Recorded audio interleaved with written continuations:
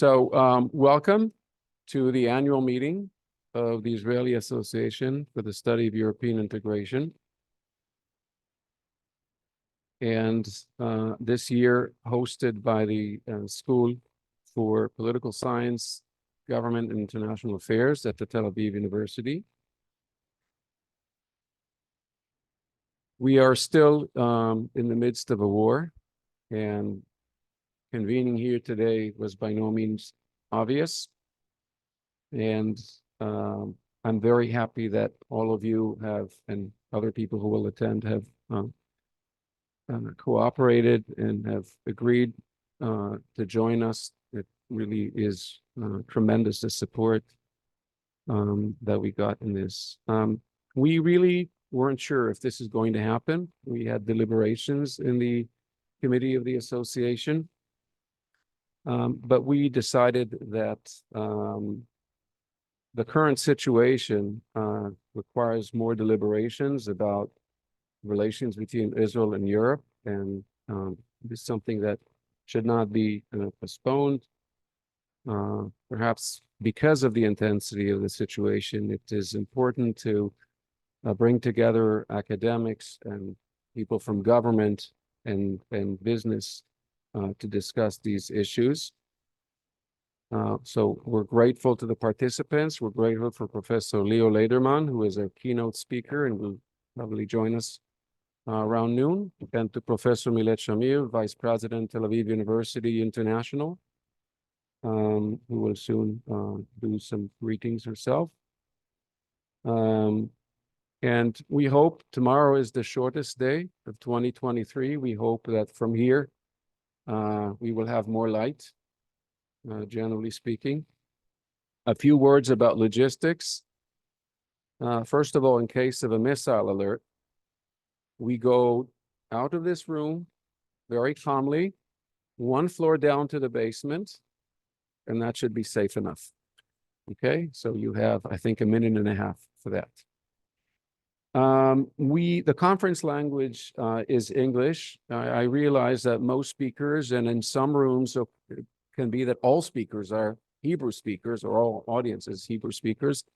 But we have an audience that is non-Israeli also with us, and also because we want this recorded so that people who have not attended can view this. And again, some of them are not Hebrew speakers, so I please ask you to stick with English in the discussions.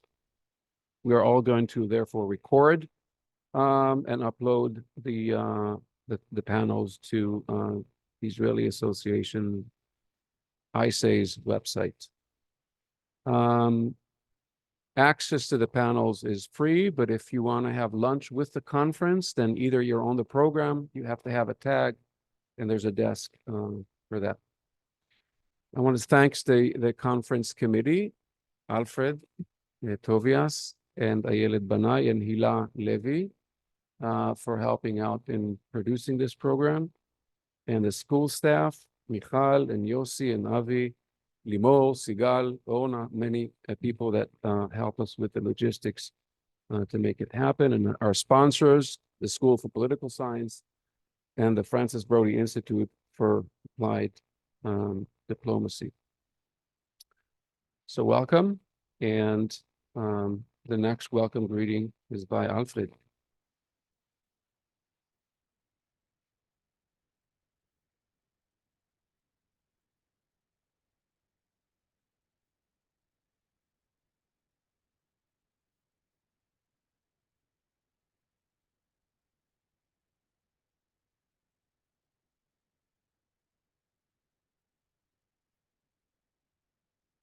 Good morning to all, old friends and new friends.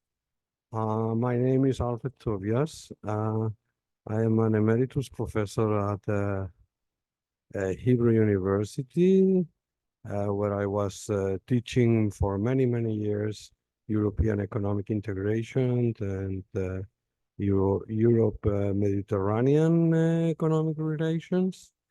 And I had the privilege to be among the founding members of this association in conjunction with Professor Joseph Weiler of New York University, and Ilan Greilsamer, Emeritus Professor at Bar Ilan University in 1992.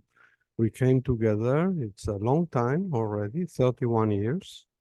And the association has been working for creating a forum where all the researchers dealing with the phenomena of European integration and more specifically European Union integration has been the object of our research. All those who are sitting here have an interest in modern Europe and in the Europe that emerged after the catastrophe of the Second World War after 1945.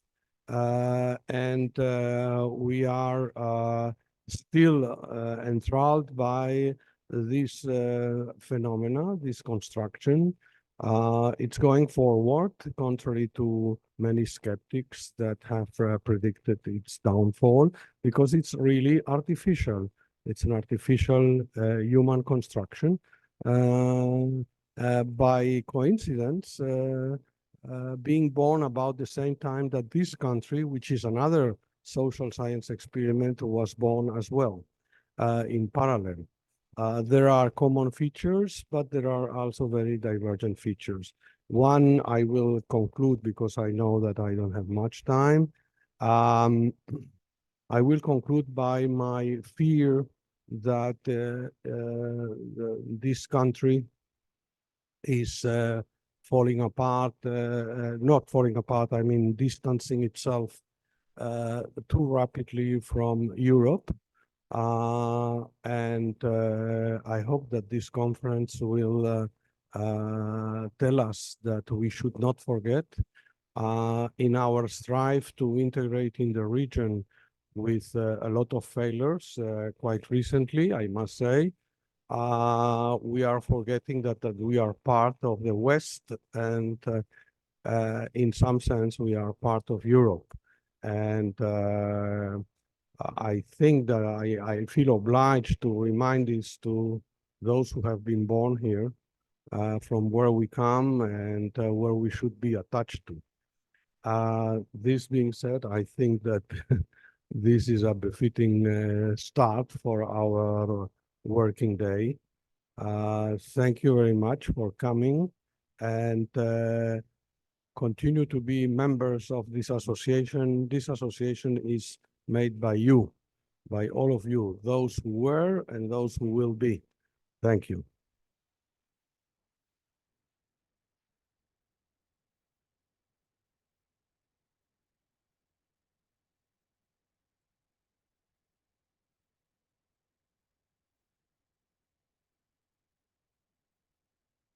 Oh, good morning, everybody. I'm delighted to be here, and thank you, Tal, for inviting me.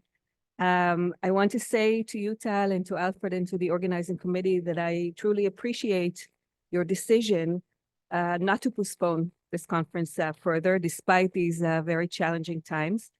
This is a moment not for silence, but for conversation. And I think that we academics have a duty now to produce and share reliable knowledge, to engage in thoughtful analysis, to think creatively about past, present, and future challenges.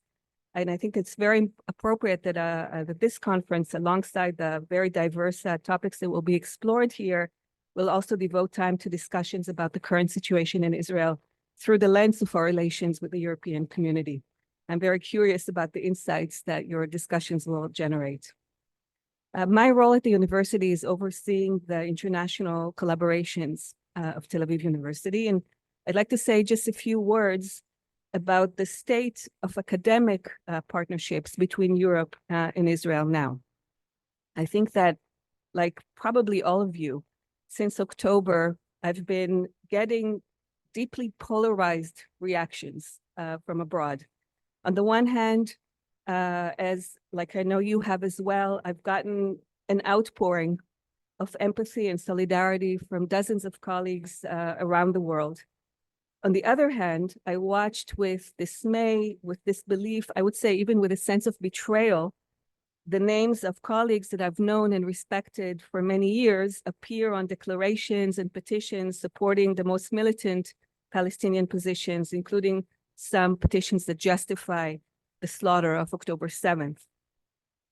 On the topic of fierce anti-Israel sentiment and on the topic of anti-Semitism on campuses, I think that the Israeli public's attention has been focused primarily on the United States because of the viral coverage, for example, of the congressional hearings, because of the strong voice of American Jewish community, because Israeli academia is so strongly and closely intertwined with American academia.